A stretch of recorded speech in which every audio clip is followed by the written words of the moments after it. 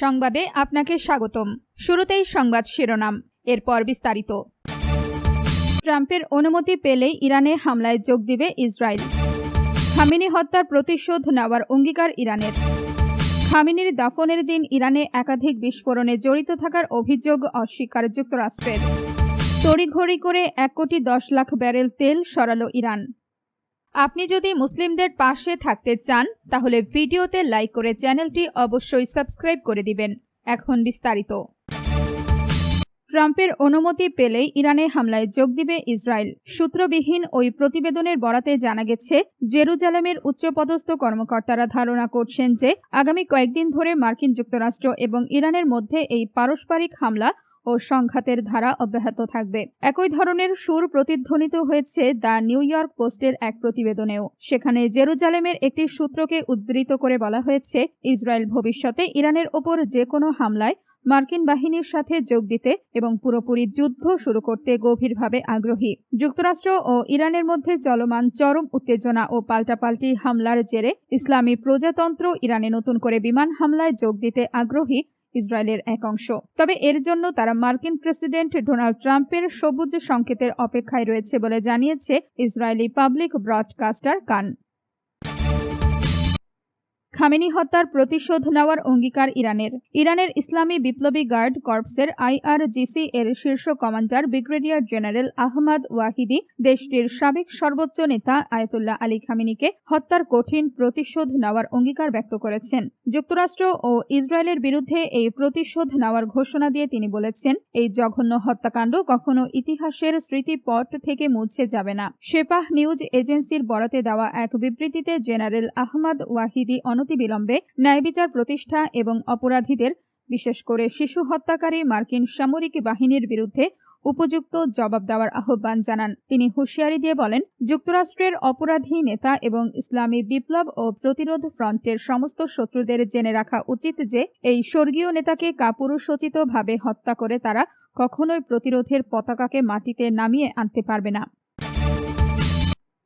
খামেনির দাফনের দিন ইরানে একাধিক বিস্ফোরণে জড়িত থাকার অভিযোগ অস্বীকার যুক্তরাষ্ট্রের। ইরানের বিভিন্ন এলাকায় একাধিক বিস্ফোরণের ঘটনা ঘটেছে, তবে এসব হামলার সঙ্গে নিজেদের কোনো সম্পৃক্ততা নেই বলে দাবি করেছে যুক্তরাষ্ট্রের সামরিক বাহিনী। একই সময়ে ইসরায়েলি নেতারা বলেছেন, ইরানের বিরুদ্ধে যুদ্ধ এখনো শেষ হয়নি। আধা সরকারি বার্তা সংস্থা মেহের নিউজ জানায়, বৃহস্পতিবার 9 জুলাই গভীর রাতে ইরানের দক্ষিণাঞ্চলের বুশেহর এলাকায়, যেখানে একটি পারমাণবিক বিদ্যুৎ কেন্দ্র রয়েছে এবং পাশের চোগাদাক শহরে একাধিক বিস্ফোরণের শব্দ শোনা যায়। এছাড়া দক্ষিণাঞ্চলীয় কোনারাক শহরেও আরো 3টি বিস্ফোরণের খবর পাওয়া গেছে। তবে বিস্ফোরণের কারণ, ক্ষয়ক্ষতি বা হতাহতের বিষয়ে তাৎক্ষণিকভাবে কোনো তথ্য জানানো হয়নি। মেহের নিউজ পরে বন্দর আব্বাস শহরে বিস্ফোরণের আগের একটি খবরও প্রত্যাহার করে। এদিকে মার্কিন সেন্ট্রাল কমান্ড আল জাজিরাকে জানিয়েছে, গত কয়েক ঘন্টায় ইরানে কোনো ধরনের হামলা চালায়নি যুক্তরাষ্ট্রের সামরিক বাহিনী। বুশেহর প্রদেশের রাজনৈতিক ও নিরাপত্তা বিষয়ক উপগভর্নর এহসান জাহানিয়ান রাষ্ট্রীয় সংবাদ সংস্থা IRNA কে বলেন, শহরে শোনা বিস্ফোরণের শব্দ মূলত আকাশ প্রতিরক্ষা ব্যবস্থা সক্রিয় হওয়ার ফল। তবে শহরের উপকণ্ঠে একটি সামরিক সদর দপ্তরে একটি প্রজেক্টাইল আঘাত হেনেছে বলেও তিনি নিশ্চিত করেছেন। তড়িঘড়ি করে 1,10,00,000 ব্যারেল তেল সরালো ইরান। যুক্তরাষ্ট্র ও ইরানের মধ্যকার সংঘাতের জেরে বন্দরগুলোতে নতুন করে অবরোধের শঙ্কা তৈরি হওয়ায় গত 24 ঘন্টায় তড়িঘড়ি করে প্রায় 1,10,00,000 ব্যারেল অপরিশোধিত তেলবাহী 5টি সুপার ট্যাঙ্কার এবং একটি সুয়েজ ম্যাক্স জাহাজ সরিয়ে নিয়েছে ইরান। বৃহস্পতিবার 9 জুলাই ব্লুমবার্গ এই খবর জানিয়েছে। ব্লুমবার্গের ট্যাঙ্কার ট্র্যাকিং ডেটা অনুযায়ী আজ ইরানের বন্দর ছেড়ে যাওয়া 4টি জাহাজের অবস্থান ওমান উপসাগরে শনাক্ত করা হয়েছে এবং আরেকটি জাহাজ হরমুজ প্রণালী অতিক্রম করছিল।